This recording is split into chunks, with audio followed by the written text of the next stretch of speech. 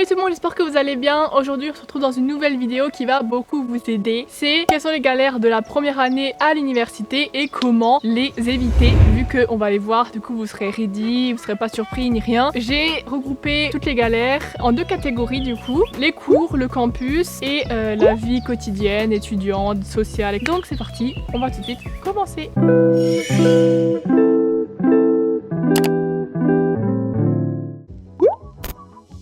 Première galère, c'est bien sûr l'inscription à la fac. Pourquoi? Parce que on va vous demander un tas de choses, un tas d'inscriptions différentes. Et donc, comment parvenir à éviter cette galère? C'est tout simplement être prêt en allant sur le site de votre fac où il y aura marqué toutes les modalités que vous devez suivre pour vous inscrire. Que ce soit pour l'inscription administrative ou pédagogique. Dans tous les cas, vous devez donner la JDC, les notes du bac, plein de choses comme ça. Donc c'est plein de choses que vous devez être au courant. Il faut pas faire à la dernière minute parce qu'il y a aussi des dates de deadline. Du coup, il faut être prêt. Ok? Sinon, bien sûr, il y a les galères du DSE, donc dossier social étudiant, pour avoir donc la bourse, le logement Crous. Et tout ça, j'en ai fait une vidéo où je vous ai plus ou moins expliqué, donc je vous la mettrai ici. Deuxième galère, c'est se perdre sur le campus. Franchement, quand je suis arrivée, j'étais comme ça.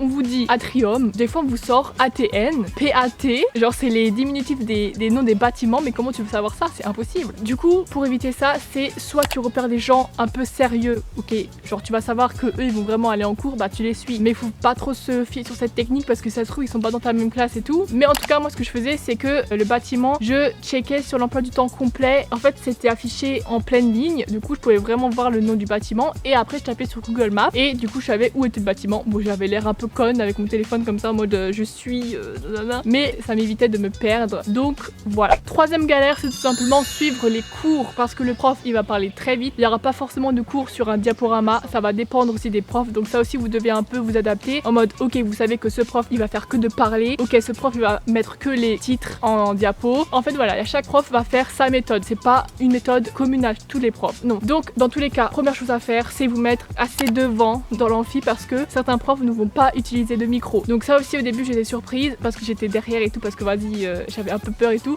mais non, prenez l'habitude de vous mettre devant parce que c'est très important, sinon vous allez rien écouter. Ensuite, utilisez plein d'abréviations, quitte à faire une petite fiche en mode ok, grand M égale monde, je sais pas, ou alors faire des codes couleurs, etc. Et aussi regardez si vous avez la possibilité de prendre l'ordinateur tout simplement, mais il faut aussi réfléchir si c'est pas plus logique de prendre l'ordinateur plutôt en histoire qu'en bioméca, parce qu'en bioméca il y a beaucoup de formules, donc peut-être prendre une feuille pour être plus rapide. Enfin voilà, vous devez vous adapter pour prendre les cours. Ensuite, quatrième galère, c'est toujours au niveau des cours, c'est tout simplement pas réussir à comprendre son cours une fois l'avoir noté. Pourquoi? Souvent c'est parce qu'on n'est pas forcément à l'écoute, donc il faut vraiment essayer de prendre les exemples. En fait des fois on se dit vas-y c'est un exemple, on s'en bat les steaks, mais non, en fait c'est ça qui va illustrer, donc ça va être très important de prendre les exemples. Il faut que vous connaissiez vos points forts et vos points faibles, c'est-à-dire où est-ce que je vais être efficace pour apprendre. Est-ce que je vais être efficace en apprenant debout, assis, dans mon lit, sur un bureau, à la bibliothèque, en travaillant ma mémoire, en faisant des petites cartes, je les retourne, il y a ma réponse, des trucs comme ça. Est-ce que je suis plus fort dans cette matière, du coup je vais un peu plus la délaisser pour bosser plus une autre matière, des choses comme ça, vous voyez. Wesh, il y a un moucheron sur l'objectif. Et bien sûr, l'organisation, ça va aussi beaucoup jouer. En fait, vous devez tout de suite vous habituer à adopter le rythme de la faculté. Vous devez savoir quand est-ce que vous commencez à réviser. Soyez tout de suite au courant des dates pour les partiels. Cinquième galère, ça va être tout simplement sa baisse de motivation. Donc ça, c'est un truc qui va forcément vous arriver. Et il faut pas en avoir peur. Faut pas vous dire vas-y, je vais abandonner. Non, faut pas vous arrêter à la première mauvaise note de fac. Parce que c'est justement la fac. C'est une autre notation. Si vous avez 11, c'est hyper bien. Si vous avez 8, c'est hyper bien aussi, vous voyez. Il faut aussi que vous sachiez pourquoi vous êtes là et quelle va être la suite de ces études-là. C'est-à-dire que si vous êtes là en mode je suis passif et que vous allez recevoir un truc qui va vous mettre dans un bad mood, c'est sûr que vous allez dire putain pourquoi je suis là, et vous allez tout mettre, vous voyez ce que je veux dire. Et aussi se faire des potes, vous soutenir. Donc ensuite la sixième galère, ça rejoint un peu les potes, c'est tout simplement l'intégration. On arrive, on est perdu, tout le monde est perdu. Comment faire pour éviter cette galère? Même si on n'est pas forcément tous sociables, c'est tout simplement juste se mettre à côté d'une personne, s'asseoir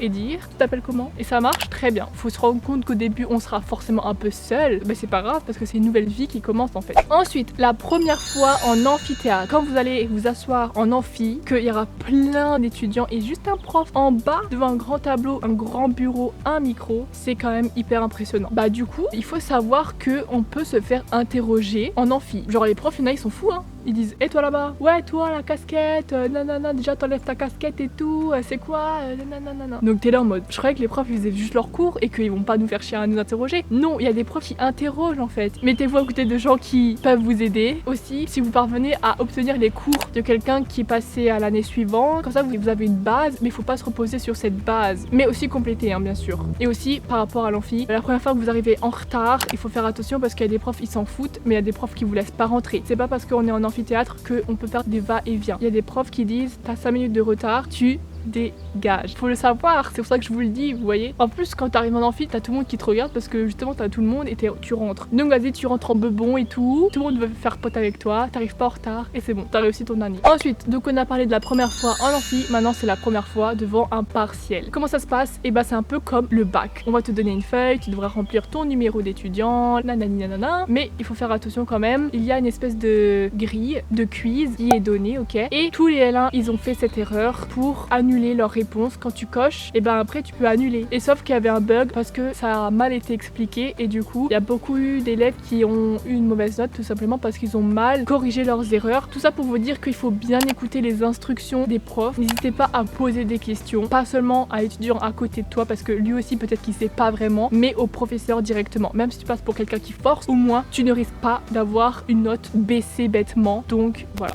Ok, donc maintenant on passe à la deuxième catégorie, c'est la vie étudiante, quotidienne, sociale, etc. Première galère, ça va être le budget. Tu te retrouves seul avec une certaine somme que tu vas recevoir par mois. Et ça, il faudra gérer. Par exemple, des placements avec le train, je ne sais quoi, la nourriture surtout, mais aussi les plaisirs. Comment, du coup, parvenir à éviter cette galère? C'est tout simplement se fixer des plafonds. Tu te dis, ok, peut-être je me fixe ça par mois en course, ça par mois en sortie, et essayez, si vous avez trop consommé là, peut-être un peu plus compenser ici. C'est une habitude à prendre. En première année, j'arrivais pas, j'étais souvent dans le rouge, mais maintenant ça va mieux. Donc c'est aussi avec le vécu, l'autonomie qu'on va gagner. Ça aussi, c'est de l'expérience. Ensuite, les courses, bouffe, etc. La galère, c'est qu'on va souvent manger la même chose, souvent ça va être premier prix, etc. Et comment y remédier? C'est tout simplement s'intéresser, goûter plein de choses. C'est-à-dire que vous n'allez pas vous contenter à chaque fois de la même pizza, du même truc surgelé. Il y a même aussi des livres. J'avais vu un livre qui ressemble à ça. Je sais qu'il y a des premières gammes de produits en prix qui sont bonnes, d'autres moins bonnes. Essayez de voir lesquelles passent, lesquelles moins, mais la nourriture c'est quand même quelque chose de très important. On nourrit notre corps, vous voyez, essayez de varier parce que sinon ça va aussi jouer sur le moral. Et essayez aussi bien sûr de demander à vos parents de vous faire des tupperwares. Bien sûr les restos U dimanche très bien et pour un petit prix. Ensuite la ville